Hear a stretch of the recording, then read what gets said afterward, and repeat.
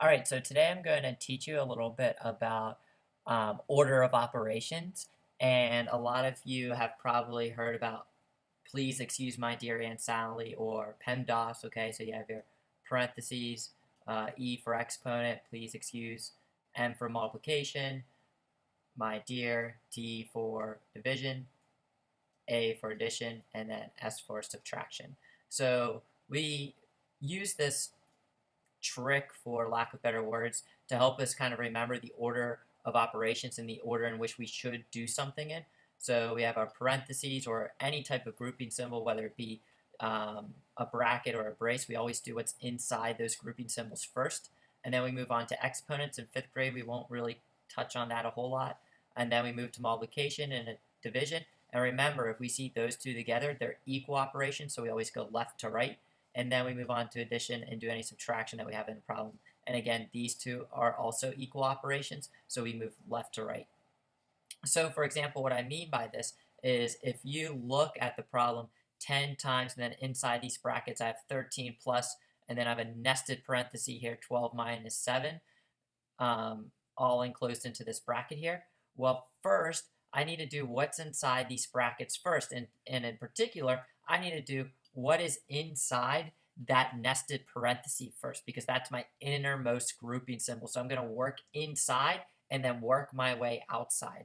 So I'm first going to do 12 minus 7, which is 5, and then I have to do 13 plus 5 because that's still inside that bracket before I can do my multiplication.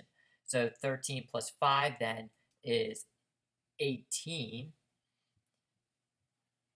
And then I need to do my multiplication. That's my last step. So then my last step would be to do then 10 times 18, which would then get me 180. So the answer to that one would be 180, okay? And the best way to get good at this is just to keep practicing this.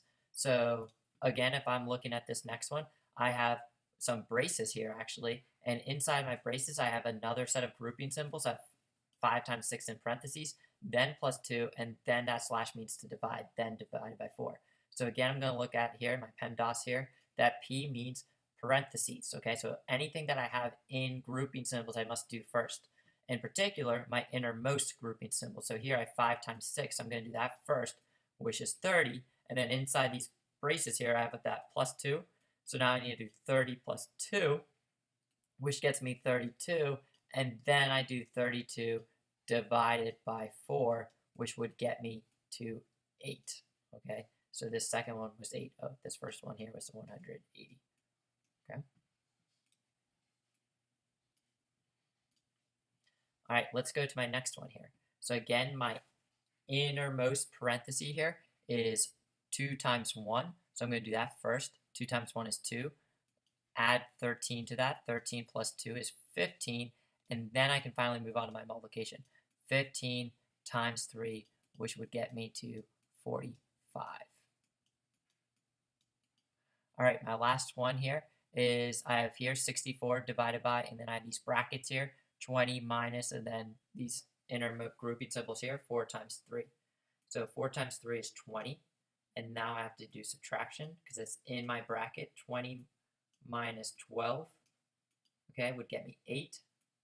And now I do my division. So 64 divided by 8 would get me to 8, okay?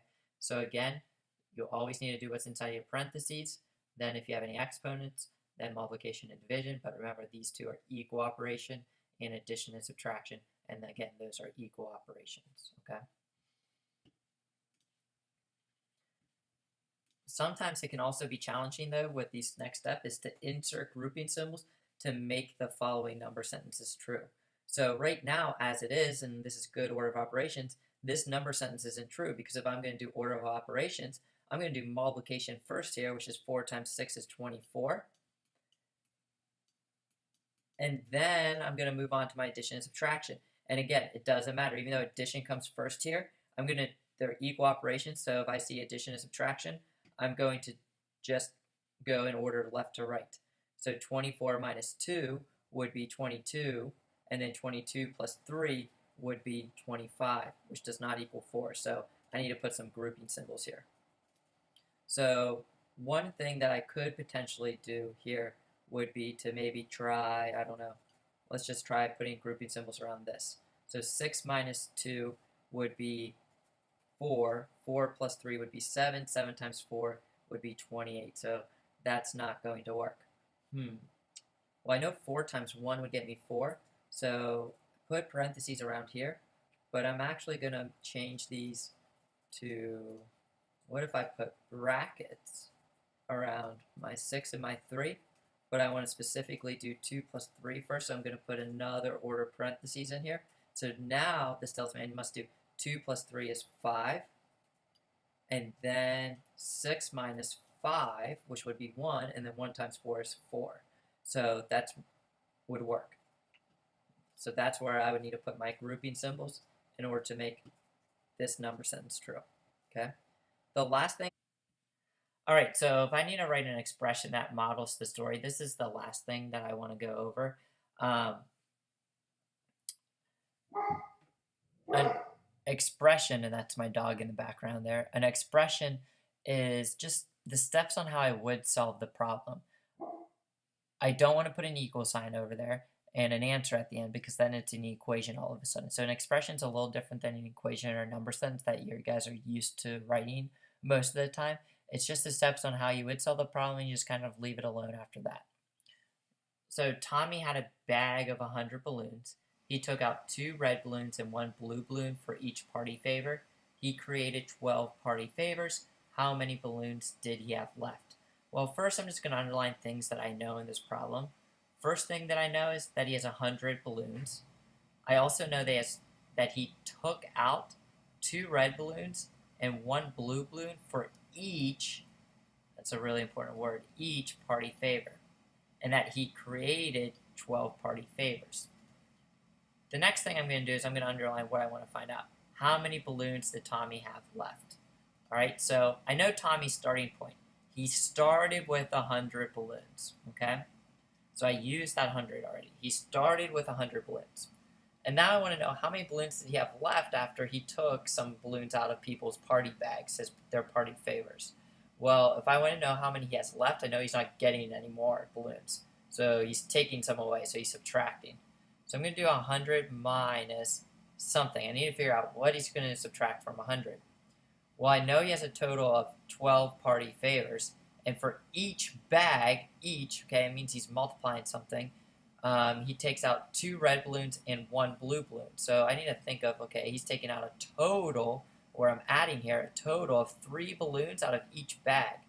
So I'm going to make a bracket here. And inside this bracket, I'm going to put a parenthesis of 2 plus 1. This is showing that he takes 2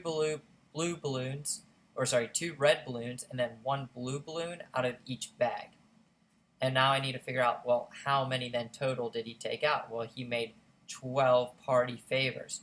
So I'm going to need to multiply that by 12 there because he had 12 of those. So each bag he took out those balloons.